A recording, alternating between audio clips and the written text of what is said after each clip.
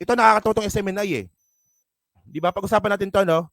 So mga babayan kasi, alam naman po natin na yung SMNI po ay nasuspinde noong December. Di ba? Ng 30 days, 30.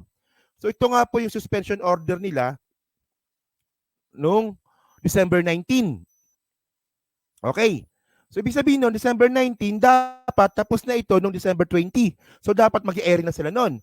So ibig sabihin noon, nakapag-airing naman sila, no, to be fair, no, nakita, parang meron silang post na nakapag-airing sila eh. So mga kababayan, para malinaw lang po, no, andito naman yung date na show cause order with 30 days suspension dated December 19, 2023. So tapos na nga po yung suspension nila. And then tuwan-tuwa yung SMNI ngayon. Okay? So sabi ng SMNI, ito galing ito sa mismong website nila, no? We come back stronger. Stronger talaga, no? Putangin na nyo yun. SMNI muli nang mapapanood sa free TV at digital channels. Ito ay nabalita noong January 19. Okay. So sabi dito, no? Basahin lang ito natin, no? Kasi nakakatawa yung SMNI eh. Just bear with me, no? Okay. Mapapanood na ang network na nagsisilbing tunay na boses ng mga Pilipino, ang SMNI, mula ngayong Enero 20 sa lahat ng TV station at digital channels nitong buong bansa. Tuloy-tuloy ang paghahatid ng SMNI sa mga programang para sa nation building. Putang ina ninyo, parang nation distracting yung ginagawa ninyo eh. So, sorry, bawal pala magmura, sorry. Kasi nakakainis eh. Ang sabi kasi ng SMNI, truth that matters daw, di ba? Parang lumalabas kasi parang ano eh, truth that marites. Actually, teka lang ano, meron pa kasing dapat na ito, mangyayari dapat ito sa legislative, ano eh, kailan ba mangyayari dapat to? 23 or 22 ata, no? Makakaroon dapat ng SMNI hearing ulit. Di ba, na pagbubukas nga po ng Congress. So nakita po natin dito mga kababayan na kinancel. Kinancel siya dito, legislative franchise canceled. So kanina, sabi ito sa GC namin, sabi ni JDB, kinancel daw. So yun, kaya nga kinancel kasi sinuspindi ulit. Sinuspindi ulit. Oh, di ba tapos na yung 30 days suspension nila noong December, ang nangyari ngayong araw, sinuspindi ulit. So ito, no, ito, pakita ko sa inyo, no. Ang nangyari po kasi, ito yung bagong order po ng NTC.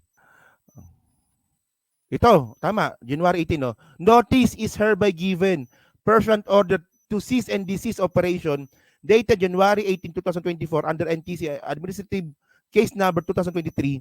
You are hereby ordered to cease and desist operation pending hearing and final consideration of the above caption case. So, ito January 20. Okay, hindi pala sila nakapag-ere. Okay, so January 20. So, suspendido ulit. So, ngayon, ang reason pala, no? Ang reason pala kung bakit sila sinuspindi ulit, ano eh, ito pakita ko sa inyo, no? Kasi mga babayan, ang ginawa kasi ng SMNI, di ba yung unang suspension nila noong December, pinapasagot po sila. Doon nga po sa resolution number 189 na nilabas nga po ng House. Pero ang ginawa ng SMNI, hindi po sila sumagot. Ang ginawa ng SMNI, dumiretso po ng Court of Appeals. Oh, Court of Appeals. So ngayon, ang ginawa po ng SMNI, hindi na nga sumagot, nag-file pa po ng MR, Motion for Reconsideration. So parang ganito yung nangyari eh. Kunwari, meron akong sinabihan na ikaw, suspendido ka. Ito yung kaso mo, kailangan mong sagutin. So ang ginawa ng SMNI, pumunta siya sa Court of Appeals, hindi siya sumagot. Ang ginawa niya, nagpasa ng MR. So naghanap po kasi kami ng MR ng SMNI, wala kaming makita, no? Pero ang malinaw po mga kababayan, binasura po ng Court of Appeals yung motion for reconsideration ng SMNI. Ang tanong kasi dito, una, bakit hindi kayo sumagot sa NTC?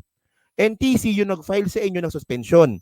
Dapat ang sagot ninyo at magpapasa kayo ng MR, dapat sa NTC. Bakit sa CA kayo nagpasa?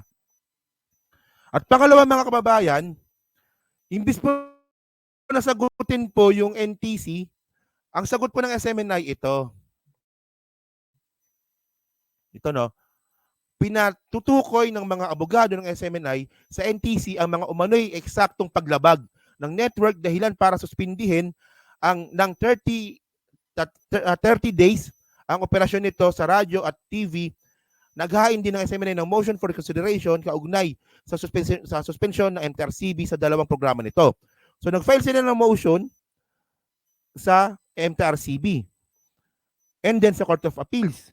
Pero hindi sila nag-file ng motion sa NTC. So walang sagot. So ngayon, ang sabi ngayon, nagrereklamo ngayon yung mga DDS na bakit na naman daw sinuspinde. Ang tanong dito, bakit hindi kayo sumagot? Pinapasagot kayo, hindi kayo sumagot. So syempre, dahil sa walang sagot, suspindi ulit. Fair yun. Fair yun. O ngayon, panoorin ngayon natin to sinabi ng SMNI. Meron dito yan eh. Tumungo sa tanggapan ng National Telecommunications Commission o NTC at Movie and Television Review and Classification Board o MTRCB nitong Webes ng umaga. Ito ay para maghain ng mga moisyon laban sa magkakahiwalay na suspensyon na ipinataw ng NTC at MTRCB. Pinatutukoy ng mga abogado ng SMNI sa NTC ang mga umano'y eksaktong paglabag ng network dahilan para ito ay patawan ng 30-day suspension sa radyo at free TV. Partikular sa inihain ng network ang motion for Bill of Particulars para malaman mula sa NTC ang ground ng suspension. So we're asking the NTC to explain ano yung mga violation para masagot namin. Sa tanong kung pinapahulaan ng NTC sa SMNI ang umano'y nasilip na mga paglabag, pabirong sagot ni Atty. Rolex Supico na dudulog sila sa manghuhula para malaman ang sagot. Ano bang kasalanan namin? Itanong ba namin kay Madam Auring ito o kay bago na ngayon, Hans Kua? Kasi hindi namin alam eh. Nilinaw naman Yan, hindi daw nila alam. Actually, si Suplico, ano naman to eh, okay naman to eh. Yun nga lang, sa SMNA naman kasi, kaya yun. Hindi daw nila alam. Pero mga kababayan, no, kung titignan naman po natin yung pinasang House Resolution nga po ni Nograles, andito na po yung violations nila eh. Ay, andito na eh. Ayan no, oh. SMNI failed in its responsibility to public by deliberately disseminating false information. Some members of House of Representatives filed House resolution and urged the National Telecommunications to look in any violation in terms and conditions franchise committed by SMNI. So andito po yung andito yung condemning fake news, peddling, baseless red tagging, and grave threats, 'di ba? Which is binasura naman, 'di ba? And then nakalagay pa dito yung about sa 1.8 billion kasama dito. Alam niyo kasi mga kababayan, napaka-importante po talaga ng SMNI sa mga Duterte. Kasi importante po sa isang politika ang media. Alam naman po natin na yung media po talaga kaya niyang kontrolin po yung narrative po ng taong bayan. So ngayon, alam naman po natin kasi napaka-unethical po talaga ng SMNI. Unang-una mga kababayan, paano ko nasabi ito? Nung nasuspindi po ng 30 days yung SMNI, ang tanong dito, may natutunan ba sila dito? Nagbago ba sila? Di ba hindi? O di ba nung nasuspindi nga po yung SMNI, mas lalong naging worse yung SMNI gamit po yung social media. Di ba? At ang isa nga po nakita ko dito, itong ginawa nila kay Dado. Ito, kilala nyo to. Ito, abnormal na to. Saan ba unang nagsalita yung Dado na yan? Di ba sa SMNI? Binigyan nila ng platform itong si Dado para siraan yung gobyerno, siraan yung presidente. Si Dado po ay isang PMA graduate na hanggang kapitan lang po umabot. So syempre, di ba kapag PMA ka, una mong rango is lieutenant. Second lieutenant ata, di ba? Lieutenant, third lieutenant, and then mapopromote kang kapitan. So hanggang kapitan lang to, and then nagretiro. Resign nga, hindi nga retiro, resign. So binigyan nila ng platform yung isang sundalong hindi natapos yung serbisyo niya sa armed forces. At mga kababayan, nakita po natin yung media po kasi ganito yung media kasi. Yung media ganito. Magbibigay ng information kung opinion niyan, dapat babanggain po yan ng isa pang opinion. Pero ang ginawa kasi ng SMNI dito kay Dado, pinagsalita lang si Dado at inayunan lang. Oo nga no, di ba? O, ano masasabi mo dito? Oo nga no. Di ba ganun eh? Ganun yung nangyari sa interview na yun eh. Pero mga kababayan, no, kung titinan po natin talaga yung pinaka-ethics po ng journalism, dapat po, yung bibigyan po natin dito ng opinion or ng pahayag, dapat po both sides. Di ba kung naalala nyo nga po, di ba, yung kay Karen Davila. Di ba si Karen Davila nag-interview. So, yung in-interview ni Karen Davila, kasi kung one-on-one yan, wala siyang opposing side. So, ginagawa ni Karen Davila, palaging ino-oppose yung interviewer. Noong una, hindi ko naintindihan yun eh.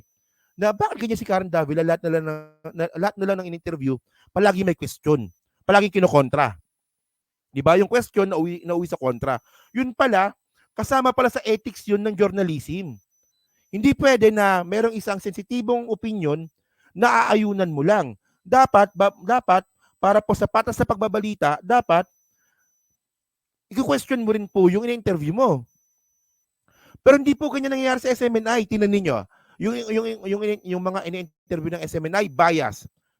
Tapos wala man lang kumukontra. Inaayunan lang nila. So ayun ba, ethical ba yun? Hindi.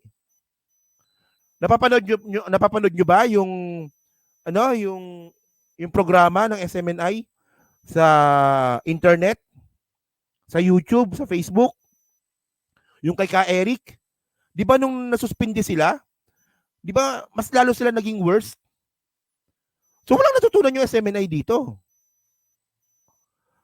And then mga kababayan, yung isa nga po dito, no, base po ito, no, nakita natin ito sa balita, isa sa mga reason kung bakit nga po sinuspindi yung SMNI ulit, sabi dito, no, the commission has still yet to receive the respondent's answer or written explanation as to why it should not be administratively sanctioned for having allegedly violated the conditions of its authorities, the NTC said. So hindi po sumasagot yung SMNI. So paano ititigil yung suspension kung hindi naman kayo sumasagot? At isa pa po, no, sa mga naging violation din po ng SMNI, habang sila po ay nasuspinde, in the 6-page ruling, the NTC said it received reports that the media company was still operating in certain areas in Region 7 by as late as December 27, 2023. Habang suspendido po sila, nag-ooperate naman po sila sa Region 7, so bawal. Sinisikil ba ng gobyernong ito ang SMNI? Hindi, pinapasagot nga sila eh.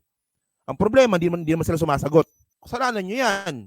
So kaya pala kanina, kinancel yung yung hearing sa Senate, yung hearing sa Congress, yun pala, sususpindihin pala ulit. Walang yan na to. Yan, so abangan po natin yan mga kababayan, no? So kayo po mga streetwise, ano masabi nyo nga po dito sa 30 days na another suspension po sa SMNI? Fair ba to para sa inyo? Or isa ito pagsikil? Kasi sabi nila pagsikil daw po ito sa karapatang mamahayag. Well, yawan natin. Kasi kitang-kita naman po talaga na sobrang unethical po talaga ng SMNI. So deserve nila yon. Ang problema kasi, hindi nila tinatanggap yung kamalian nila. Kasi kung ako sa SMNI, ang gagawin ko dito, total may mga kapit naman sila sa sa Congress. Usapin nila yung Congress. 'Di ba? Mag-meeting sila ng Congress, sabihin ng SMNI, ano ba 'yung pagkakamali namin para maitama namin.